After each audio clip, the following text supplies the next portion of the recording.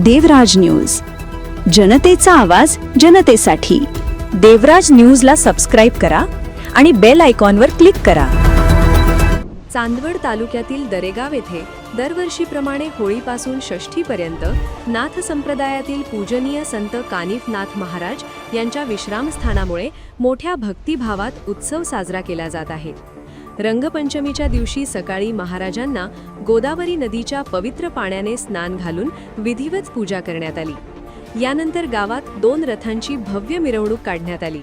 एका रथात कानिफनाथ महाराजांची प्रतिमा तर दुसऱ्या रथात नवनाथ यांच्या वेशभूषेत भक्त बसविण्यात आले होते। सकाळी 7 वाजता रथयात्रेला सुरुवात होताच गावात उत्साहाचे वातावरण निर्माण झाले। घरोघरी महिलांनी सडा रांगोळी काढून रथांचे पूजन केले।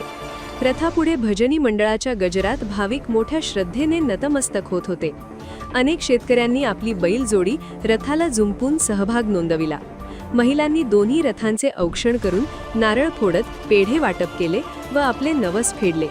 काही भाविकांनी रथापुढे लोटांगण घालून भक्तिभाव व्यक्त केला। गावातील सर्व समाज बांधवांनी एकत्र येत हा उत्सव मोठ्या उत्साहात साजरा केला। सनई संबळाच्या गजरात तसेच डीजेच्या तालावर तरुणांनी रंगांची उधळण करत आनंद व्यक्त केला। दोन्ही रथ गावाच्या मध्यभागी आल्यानंतर मानाच्या काठ्या मुख्य चौकात आणून कौल देण्यात आला।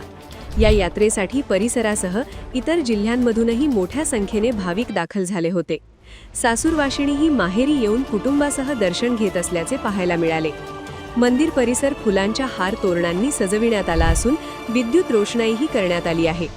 नाथ भक्त मंडळ व ग्रामस्थांच्या सहकार्याने सुरू असलेला हा उत्सव षष्ठपर्यंत चालणार असून बोल कानिफनाथ महाराज की जय या घोषणांनी संपूर्ण परिसर दुमदुमून गेला।